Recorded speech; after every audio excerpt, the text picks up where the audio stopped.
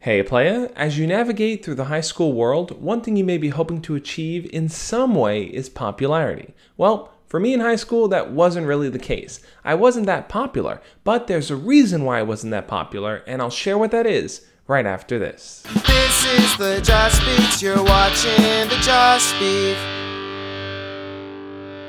Thinking back to my high school days, I remember my high school was broken up into tons of little different cliques, and each of these little cliques were kind of broken up by kids in their own specific races. A lot of the Hispanic and Latin American kids would hang out on the third floor near the gym area, the Asian kids would always take up a certain area in the fourth floor, the Russian kids would be outside smoking in the courtyard, and everyone just kind of had their own little pockets of where they hung out. Not all the groups were broken up by race though. For example, the music hall in my school had all the rocker kids at the time. But anyway, as I was getting integrated into school in the very beginning, there weren't any particular groups that I really identified or connected with. So for the most part, I just kind of hung out by myself. I talked about this in the video I did last week where I shared the story of my first day of high school, and it took me time to really get to know people. So in the beginning, I didn't really have any particular groups or cliques of friends. When you're first starting high school, it kind of takes a little bit of time for the popular kids to start rising to the top so they become noticeable to you. But before I really start throwing the word popular around, I want to kind of define it here so that we're on the same page.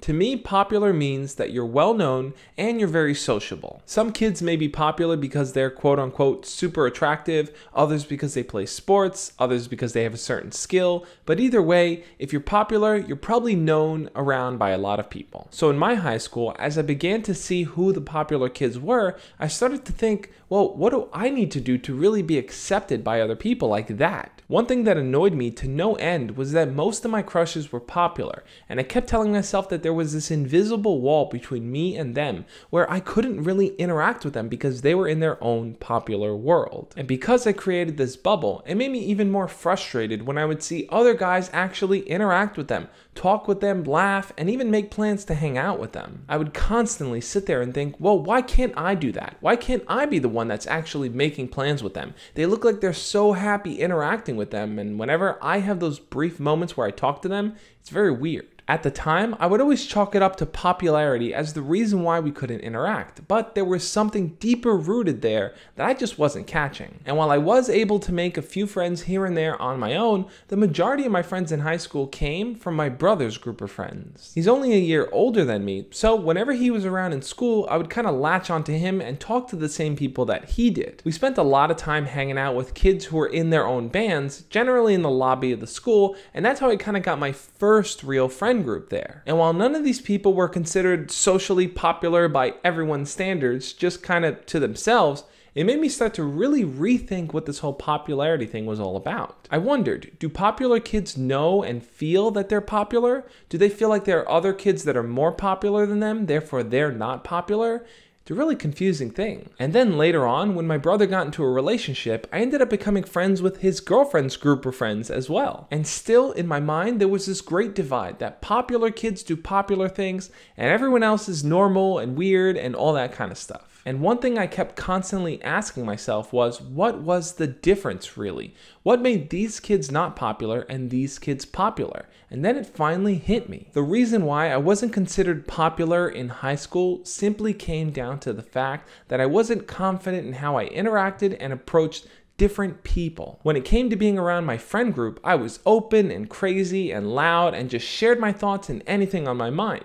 But if I had to interact with strangers, especially in class, I was super quiet. In fact, in my classes, on average, I would never raise my hands. I would just try to kind of go through the class silently, hoping no one noticed me. And I would always see the popular kids as the ones that interacted with the teachers, answered questions, and weren't afraid to just turn to kids around them and talk to them. I think what I was doing was creating a variable that I saw the popular kids have that I just assumed it was impossible for me to ever obtain. And by doing that, it was easier for me to just write it off. Now, how these popular kids obtain their level of confidence is beyond me. But the fact of the matter is that they were fearless. They talked to people, they interacted, they weren't afraid of those interactions, and because of that, it made them easier to like and talk to. I felt like whenever someone I thought was popular would talk to me, it was a big deal. It made me nervous, but it was a big deal nonetheless. I saw it as this person over there on the top who has it all figured out talking to me who's trying to understand life.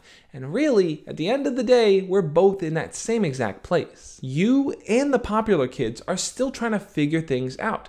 Yes, they may look a little bit more polished and put together. It may seem like they have it all figured out, but they're still learning just like you. So if you want to start breaking into that popular circle, it's important to start practicing and working on building your confidence. That's going to be the key that's going to help you interact with these people so that they feel like, hey, he's a normal guy just like us. But let's also talk about the dark side of popularity, because I saw this in high school too. Now, granted, some of the popular girls that I had huge crushes on were kind of mean to other kids, and I never really understood why until I really tried to break it down and think about it. Sometimes with popularity, you may feel like you're on the top. So the only way to preserve your spot at the top is to make sure that no one else ever challenges your position. And the best way to do that is to shun them, keep them down, and keep them away from gaining your level of popularity. A real-world example might look something like one boy in a group of boys picking on another person in that group, calling them names, making fun of the way they look, coming up with inside jokes with the other kids about them.